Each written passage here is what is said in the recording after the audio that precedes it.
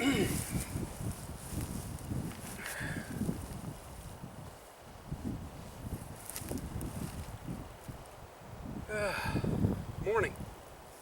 Yeah, it's still morning. Another one of them almost noon days. I'm going to take a little bit of time to talk to you about old shotguns. You go out to the gun show and you're out looking for something and you run across the table that's got them old single shot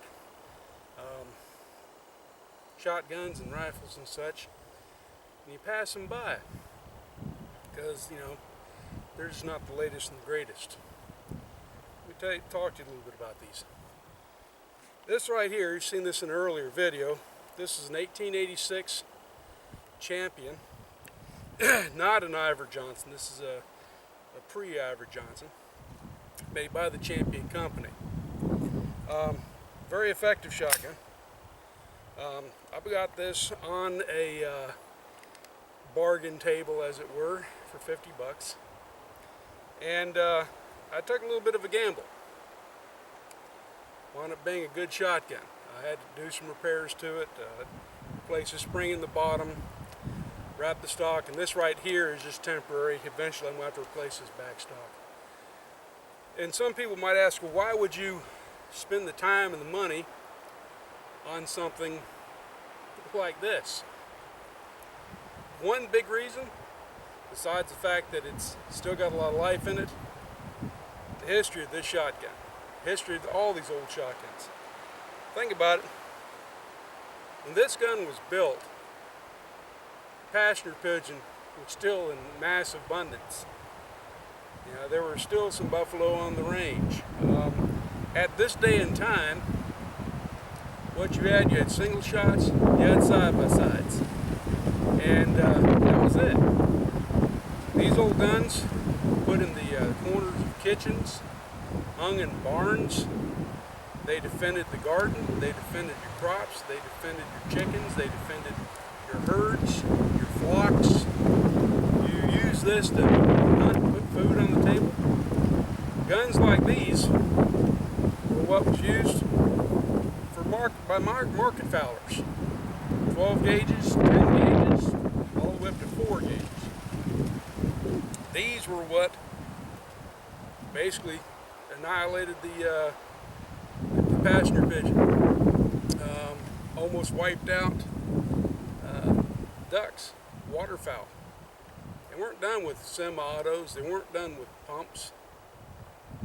Now, I'm not blaming the weapon, I'm trying to teach you or tell you about the effectiveness of a single shot shotgun. They can and will do the job. They do it very easily, very nicely. And they're worth more respect than people give them. It's like, I would love to know the hunts that this thing has gone on.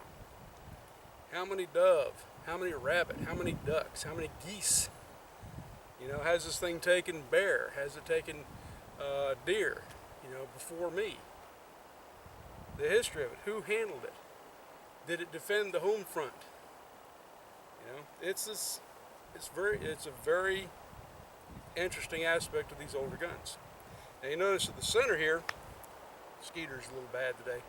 The center here, this is all nickel plated.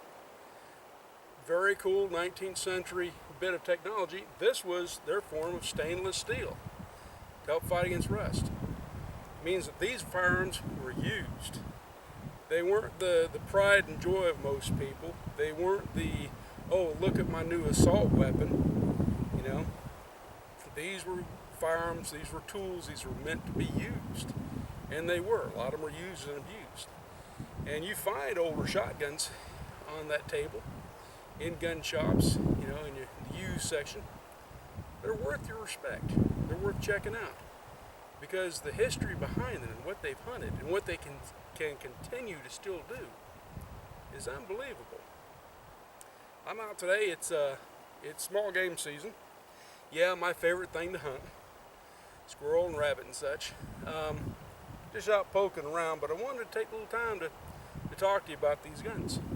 And hopefully turn you on to them. Maybe next time you're out at a gun show and you do happen to see an old girl like this, maybe you'll think twice.